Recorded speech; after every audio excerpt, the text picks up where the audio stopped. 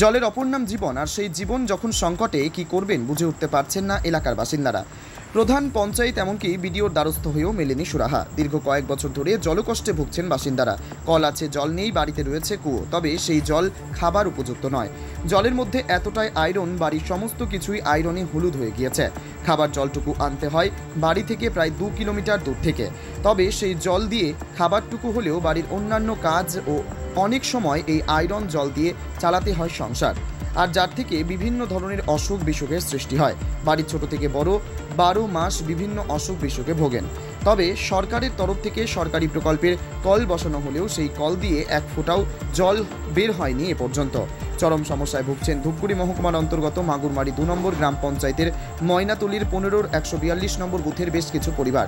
স্থানীয় বাসিন্দা শ্যামল সরকার বলেন, আমাদের এখানে সমস্ত কুয়ো আয়রনে ভর্তি। সরকারি প্রকল্পের কল বসানো হয়েছে, যখন থেকে বসানো হয়েছে এক ফোঁটাও জল পড়েনি। বাড়ি থেকে প্রায় 2 কিলোমিটার দূর থেকে জল এনে সংসার চালাতে হয়। কোনো সময়ে কাজের চাপে আনতে পারি না, তখন এই জল দিয়েই সংসারের কাজ সামলাতে হয়। আর তার থেকে ছোট ছোট বাচ্চা ও গর্ভবতী মায়েরা মাঝে মধ্যে অসুস্থ হয়ে পড়েন।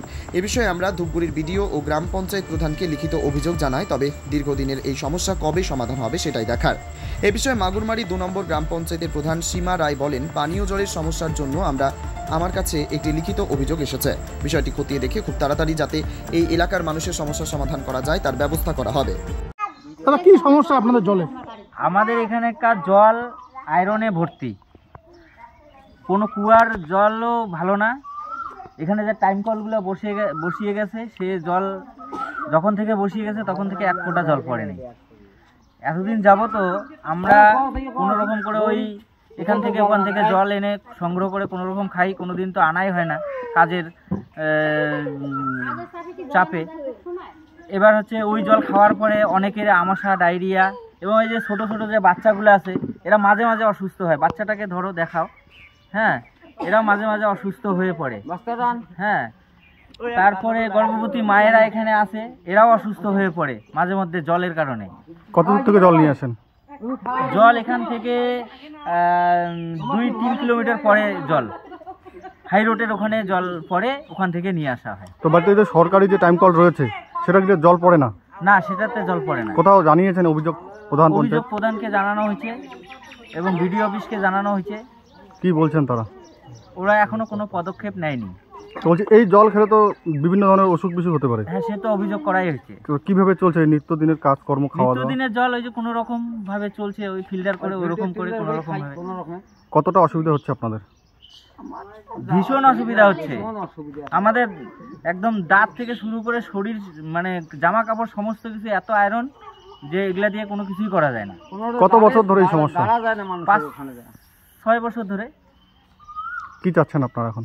চাচ্ছি যে এখানে একটা জল, টাইম কলের জলটা যেন আসে এবং একটা পানীয় সূর্য কি এটা সোলার লাইনের মাধ্যমে যে জলটা হয় সেটা যেন হয়। আপনার নাম? আমার নাম শ্যামল সরকার। কোন এলাকা এটা? হচ্ছে ময়নাতলি 141 নং বুথ। কতগুলো মানুষ এই জল কষ্ট ভুগছেন এখানে? এখানে প্রায় 150 মানুষ জল কষ্টে ভুগছেন। কষ্ট হচ্ছে আপনাদের?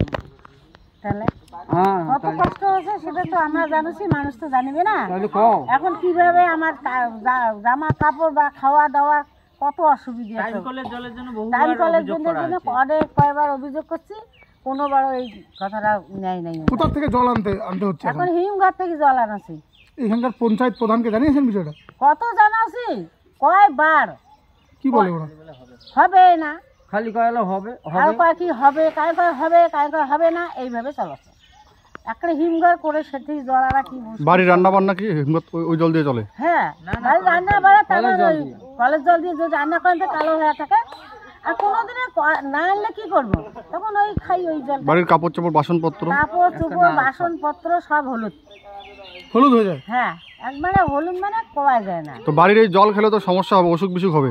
অসুখ বিসুখের কথা তো কোয়া যায় না। কোনো এই কটা বাড়ির অসুখ বিসুখ আর ছাড়া নাই। এমন যে অবস্থা, আসতেও নাই, এমন অবস্থা গাড়ি যে রুগীটা নিয়ে যাবো তারও কোনো উপায় নেই। এইভাবে চলছে, এইরকম করে। কি নাম? সুফলা সরকার। আপনার শহর ধূপগুড়িতে এখন সিনিয়র শিশুরোগ বিশেষজ্ঞ ও allergy asthma specialist doctor Debashis Roy রোগী দেখেন doctor Debashis Roy's child care and allergy asthma সেন্টারে। এখানে শিশু ও নবজাতকের সুচিকিৎসা ও ভ্যাকসিনেশন করা হয়। এছাড়া বড়দের ও ছোটদের অ্যালার্জি ও শ্বাসকষ্টের পরীক্ষা ও চিকিৎসা করানো হয়। এখানে স্পাইরোমেট্রি এবং আধুনিক পালমোনারি ফাংশন পরীক্ষা ও অসিলমেট্রি এবং ইমিউনোথেরাপি উপলব্ধ। এখন ডক্টর দেবাশিস রায় প্রত্যেক দিন রোগী দেখেন ধূপগুড়ি গার্লস স্কুলের বিপরীত গলি মধ্যপাড়া চেম্বারে। রোগী দেখার সময় জানার জন্য যোগাযোগ করুন 9332050468 অথবা 9732822677 এই নম্বরে। মনে রাখবেন, এখন আপনার শহর ধূপগুড়িতে সিনিয়র শিশুরোগ বিশেষজ্ঞ ও allergy asthma specialist doctor Debashis রায়।